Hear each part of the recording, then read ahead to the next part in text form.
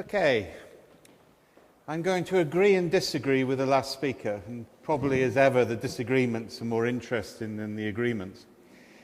What I've been asked to talk about is tacit knowledge. I want to modify that a little bit.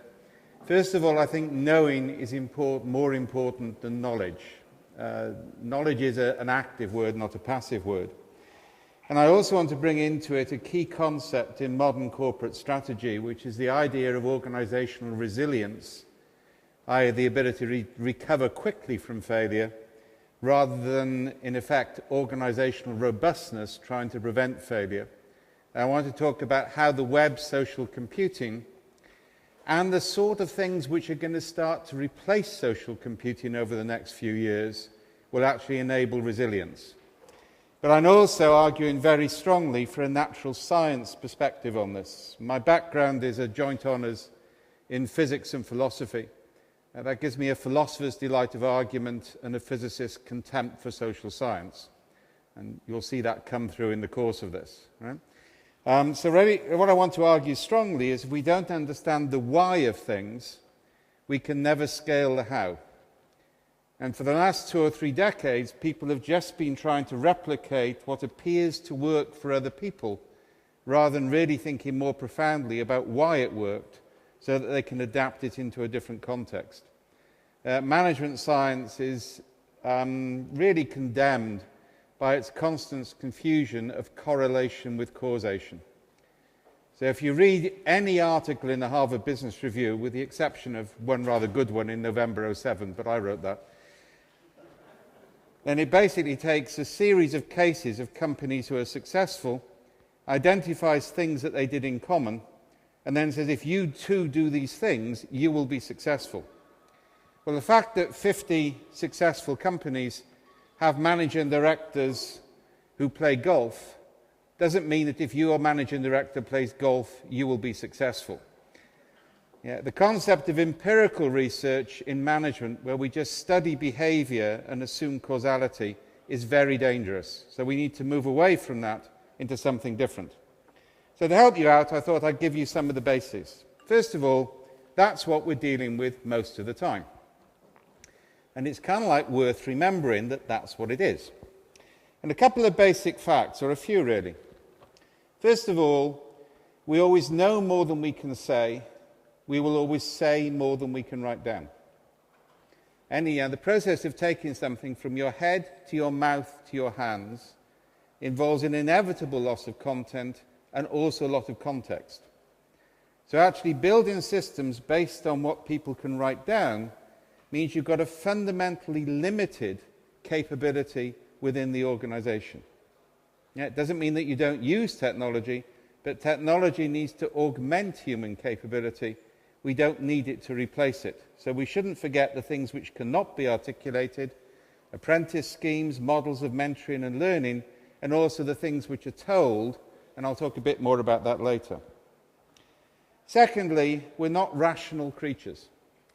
The only human being who makes a rational decision based on a careful assessment of the available data is somebody with profound autism. Regrettably, there's a high incidence of partial autism in economics departments and computer science departments in universities, so they tend to construct rational models of humanity, but that's not the way it works. We evolved as pattern-based intelligences. If you're really focused and concentrate, you scan about 5% of what's available to you. You then match that against multiple patterns of experience and narrative stored in your memory, the most frequently used ones of which are nearer the surface, and you do a first fit pattern match with those patterns, and you act accordingly. So a radiologist scans 5% of an X-ray if they're really concentrating. They have about 40 to 50,000 patterns imprinted on their long-term memory associated with their skill and training as a radiologist. The most frequently used ones are nearer the surface, so they scan the X-ray and make an immediate link with the most frequently occurring patterns. We evolved to satisfy, not to optimize. Now, evolutionary terms, you can see why this makes sense. If you imagine the first hominoids on the savannas of Africa, and something large and yellow with very sharp teeth runs towards you at high speed, do you want to autistically scan all available data, look up a catalogue of the flora and fauna of the African veldt, and having identified lions, look at best practice case studies on how to deal with lions? By that time, you'll be in the digestive tract of a large carnivore and your life will be over.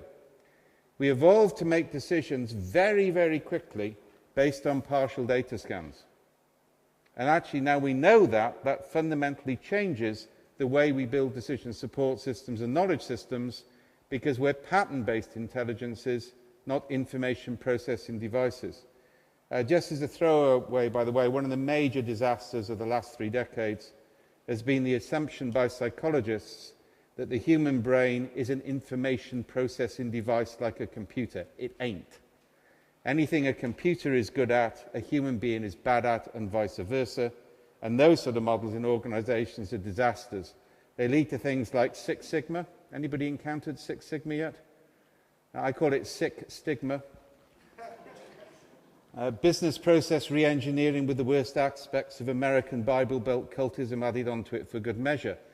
The high priests of the cult get different coloured belts to indicate their status in the cult. And if they get a black belt, they're exempt from doing any real work, so they can impose cult discipline on the ordinary workers of the organization. Six Sigma is actually very, very dangerous, and this relates to something the previous speaker said. It tries to force people into an over-constrained, over-ordered logical environment. And to quote 3M, who abandoned it completely in other than core manufacturing, it destroyed their capacity to innovate because it was too tightly constrained. Yeah, so the pattern basis is key. Thirdly, we have an autonomic and a novelty receptive aspect for our brain. If anybody tells you you have a left brain which is logical and a right brain which is emotional, please shoot them for the sake of humanity. Yeah, it's not that, right? Basically, there's one part of the brain which trains itself over your lifespan to do immediate, intuitive, instinctive responses. That's called autonomic. And then there's another aspect of your brain which cuts in when the automatic response isn't possible.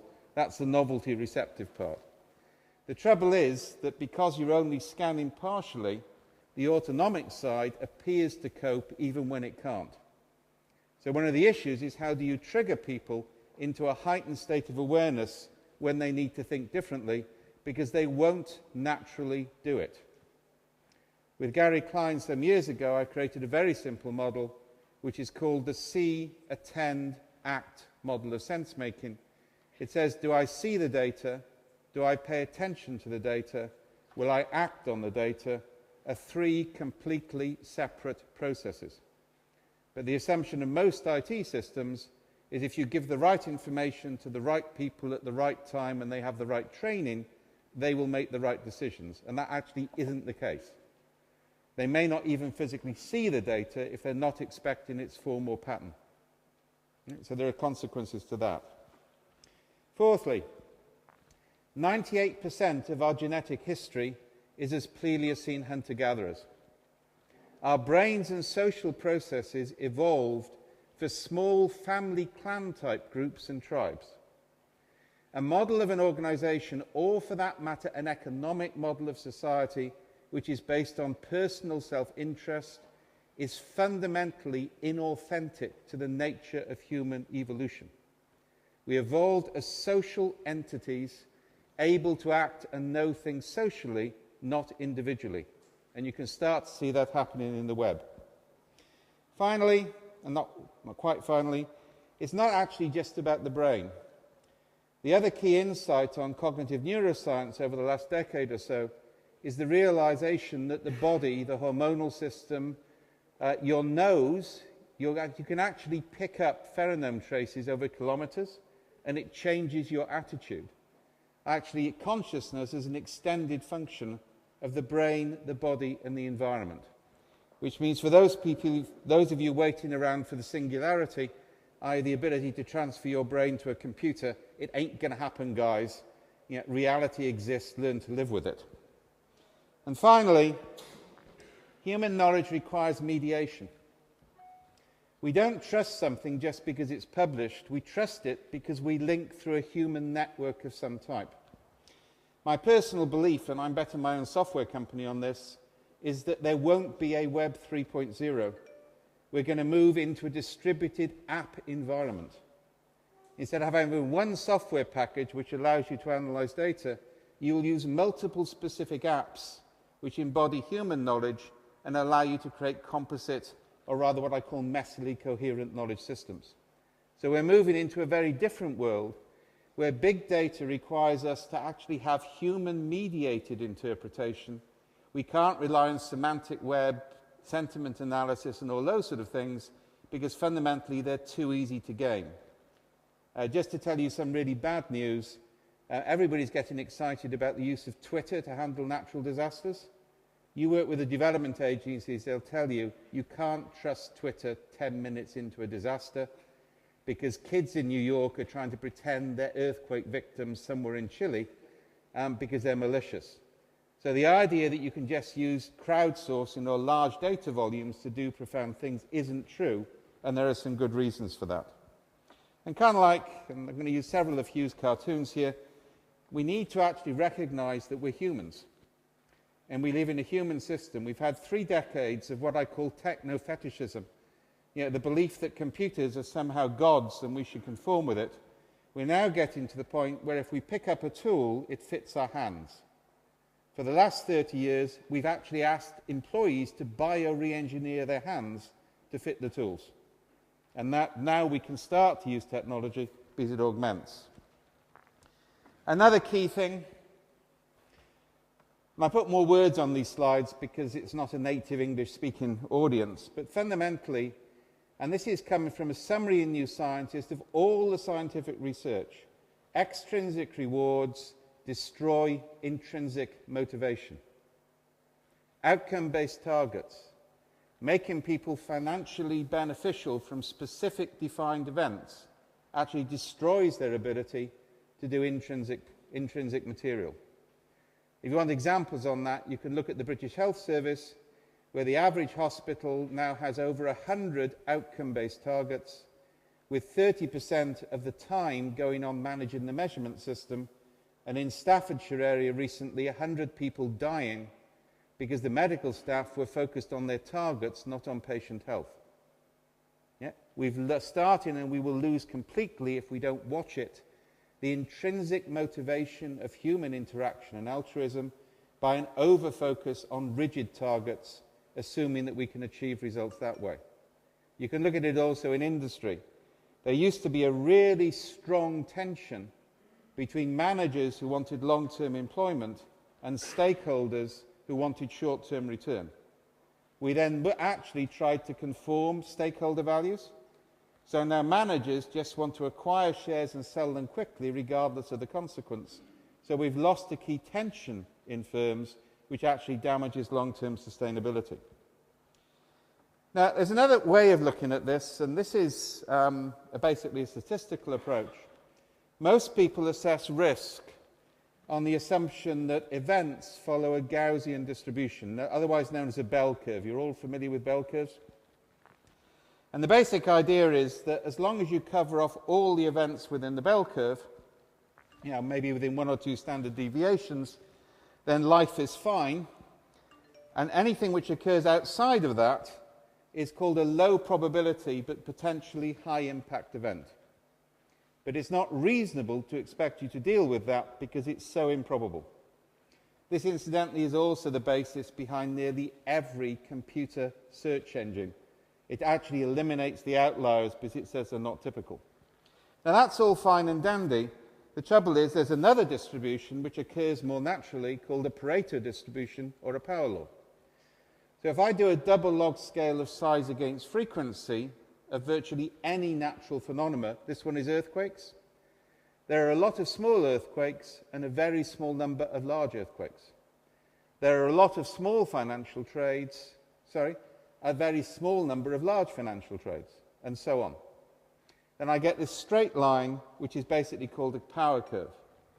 Now, if I overlay a Pareto distribution on a Gaussian one, you can see the problem. My so-called low probability event actually turns out to be within the fat tail, it's now a medium probability event. At the Academy of Management, the best part of 2 years ago in Montreal, I called this the New Orleans levees problem. People assessed the risk of the New Orleans levees failing on the assumption that flooding was a Gaussian phenomenon, where actually it's a Pareto one. Now, of course, the problem here is if your distribution is Pareto, and it is for most human and natural phenomena, you can't possibly prevent all the failures which now have a reasonable probability.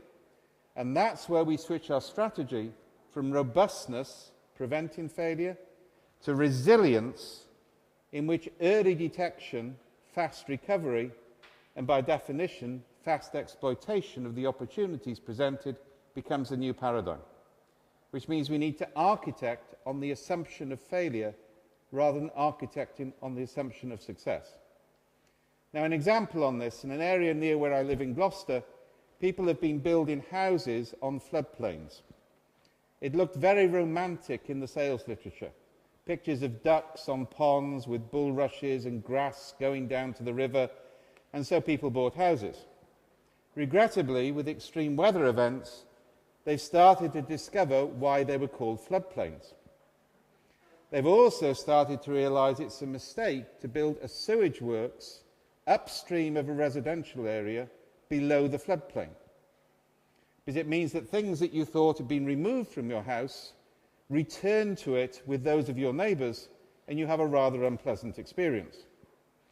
As of this year, the houses are more or less uninsurable where they're regularly flooded. So people are now looking at 17th century principles of architecture. Here, you build a house where the door is 2 or 3 feet above the street, and you paint pitch all the way around the outside. That means most floods will just go past, i.e. you prevent what you can. The floors of your house are stone flags on soil. You don't have a damp-proof membrane because it's more important that water drains out of the house than you stop it coming in the first place.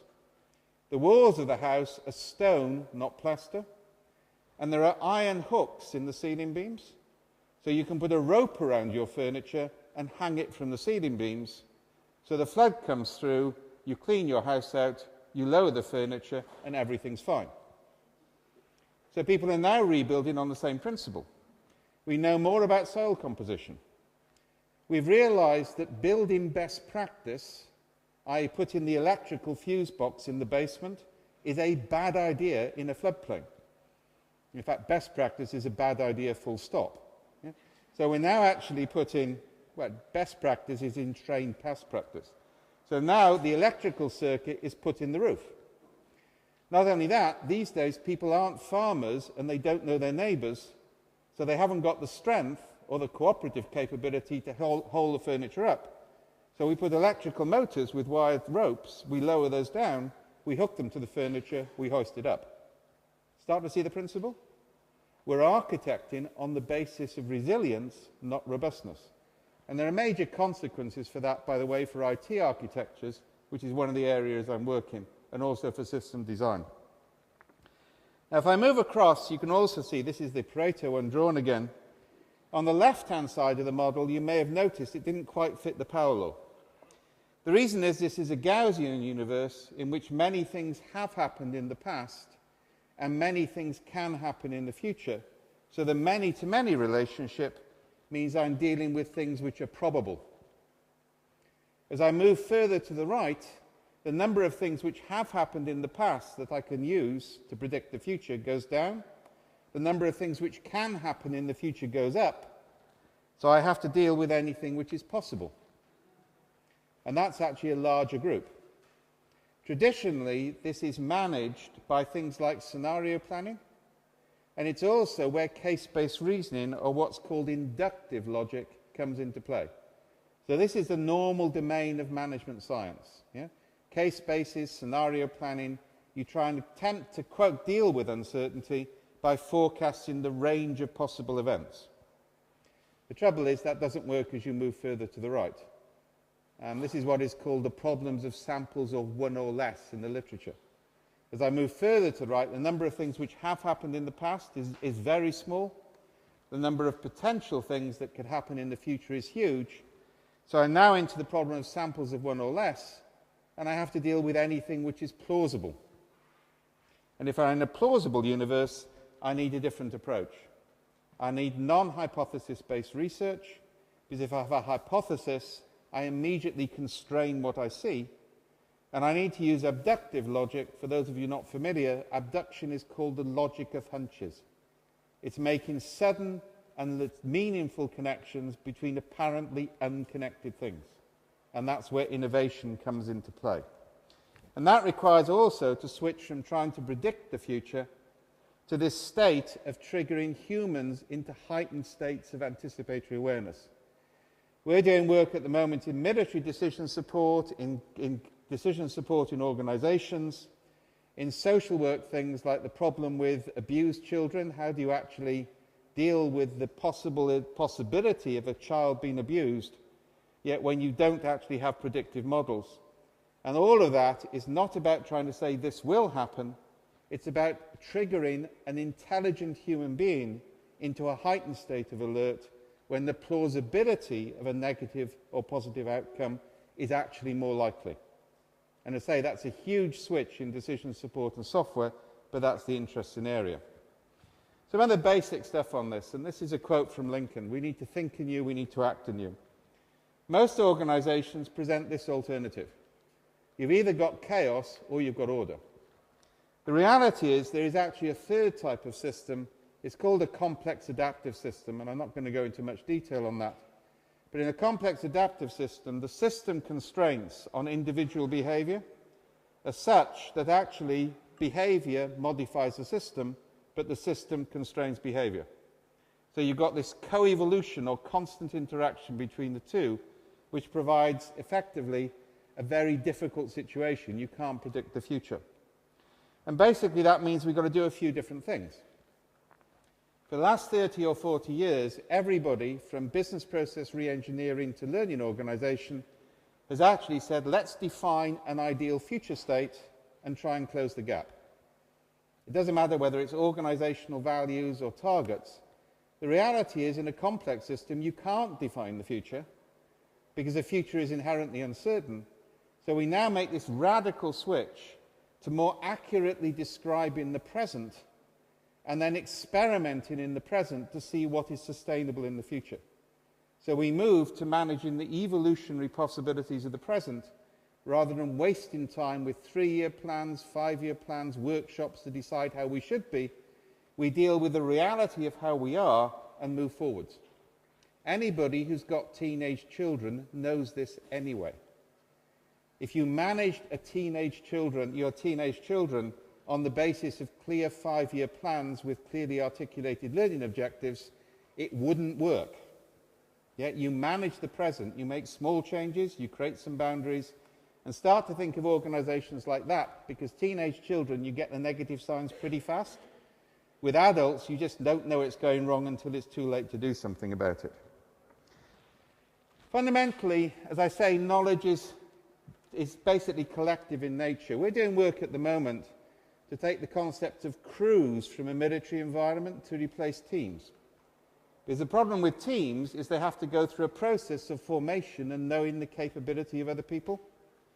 Crews in a military environment, people are trained in role and role expectation, and therefore when they go into a crew, they can immediately perform.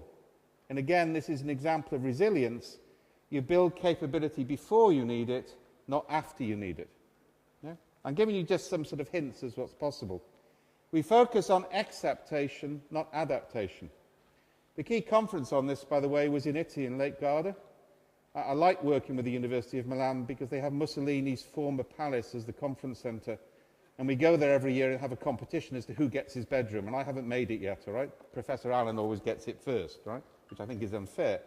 But fundamentally, acceptation is where somebody, let's take an example from the 1950s, somebody is basically testing a radar unit and discovers that a chocolate bar melts in their pocket, and that produces microwaves. Right? That's called acceptation. It's taking something evolved for one purpose and using it for something radically different. Apple are masters of exaptation. They hardly ever invent something. They take cute things which were developed for some other purpose and find a novel use. So managing for exaptation becomes a key approach for organizational resilience and discovery, and it's a non-directive. It's what I call messy coherence. It's basically all over the place. Messy coherence is a key concept, by the way. I mean, you probably have somebody in your organization whose desk is neat and tidy every day.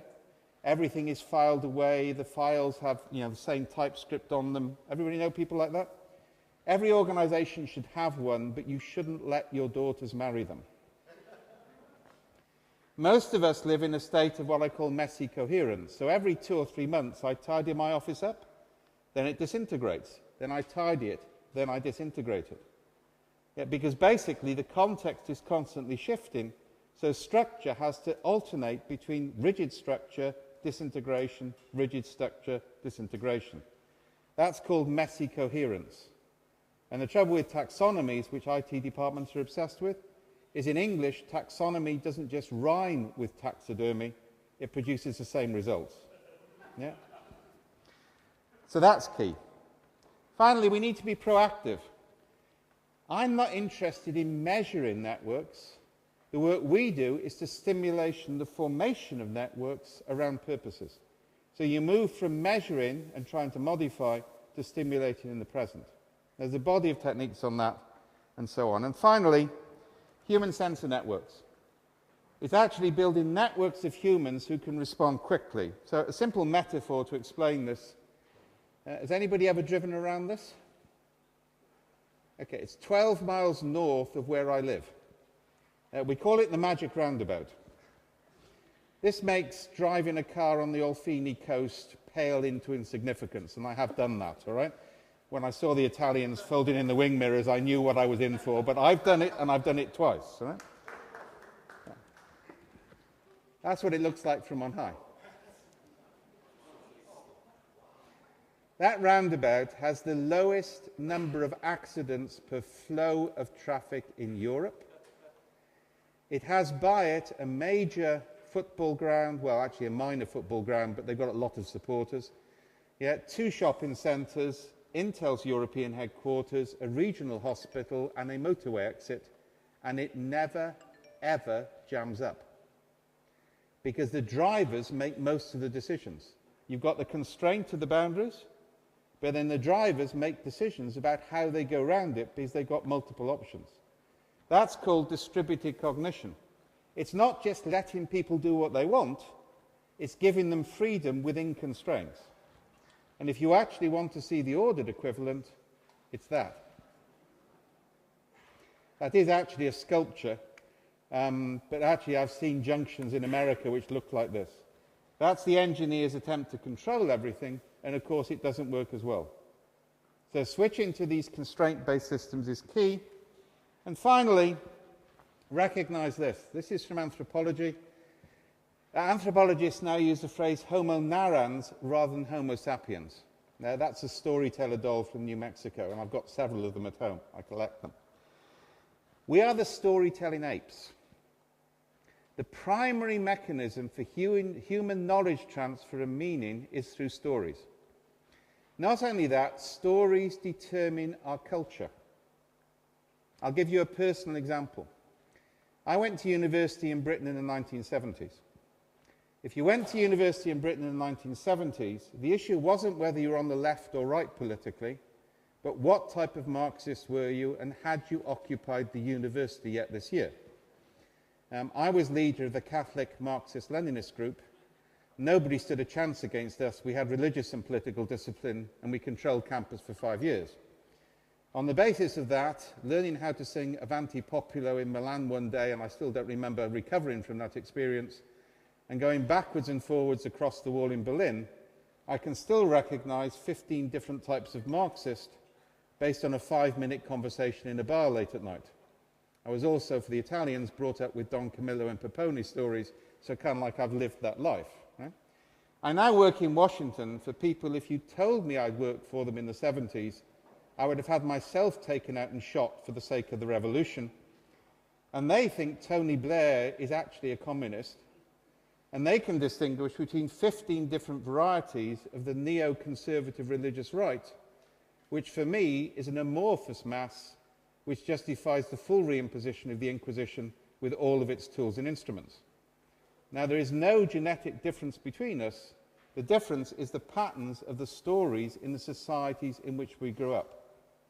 We live in a narrative flow which constrains and directs the way we think. So the large amount of our work is to actually gather the micro-narratives of day-to-day existence, the water cooler stories, the stool gate stories. We've just done one in Mexico where we gathered tens of thousands of stories on the streets of Mexico to map the underlying culture which allows the drug barons to get traction. Yet narrative is a powerful indication of markets and everything else. Key on the approach is we allow people to self-interpret their own narrative. We don't allow experts or computers to do this. It's self-interpreted at the point of origin. That allows us to scale. This is called distributed ethnography, for anybody who wants the technical phrase. It's not storytelling. Now, to give you an example, just come back from Africa. We're doing a project there which matches a parallel project we're doing in Bogota, where we're gathering stories from the entire civilian population, and we can do this at very low cost over a small number of days because of self-signification, to map the attitudes to entrepreneurship in those societies, to identify where are the weak patterns and the strong patterns which will enable or prevent effectively support for entrepreneurial activity. We're mapping the present so we can determine how we can intervene. We're not taking a model that worked once somewhere in the States and trying to move it into Latin America. We're building capability based on a map of the present itself. And we're also allowing their peer-to-peer knowledge flow. What we're starting to do is to allow an idea, somebody tells a story somewhere in Africa, they look for other stories like that, they find a story from somebody in Afghanistan that they take and adapt in their own context. So rather than ideas being mediated through the center, they move horizontally. But notice, this isn't the web, this is a constraint-based structure. Because without constraints, there is no meaning, and people who are trying to use the web for this just don't get it. They're dealing with a chaotic system, not a complex system. Yeah, you have to introduce a level of constraint before this sort of stuff really works. And that allows us to do a whole body of stuff in that sense. And I just thought I'd show you a picture. That's called a fitness landscape. This is actually the sort of stuff which is going to start to replace Google-type searches. That has got 28,000 micro-narratives in it, captured for about $10,000 or $15,000. The hollows represent highly stable belief patterns. The peaks represent areas where change can happen quickly. And critically, the yellow dots represent outliers, things that don't fit the pattern. Now you'll notice this gives a decision maker both a picture of the overall system, but an ability to very quickly see the exceptions and to pay attention. And you can click on that model and read the stories. We got one in the States where 250 stores, a demographic sample. Every 100th person to buy this company's product on a random sample gets given it for free if they will go into a video booth, consume it, and tell a story of their experience, which they then signify. The marketing director has this on their desk, and it's changing constantly. So they can move immediately from an abstract representation of a statistically significant sample of stories, and they can look at the actual story told by a consumer. That replaces customer satisfaction surveys, a whole body of material. We're actually getting into a radically different way of thinking about the world. Okay, I've run out of time. If anybody wants to read the Harvard article, that explains complexity in more detail. The narrative sort of work you can find on our website. But I just want to leave you with this key message. We've actually come through a period where people have gone through what I call Techno Fetishism. They've come to believe that technology is everything. And actually the trouble is, people who are web advocates are believing the same thing. They haven't actually done their basic science to understand the need for constraints and human interaction. Used properly, technology, can augment human memory and experience. Used improperly, it can destroy human capability. And we live in a time of choice between those two alternatives. Thank you very much for your time.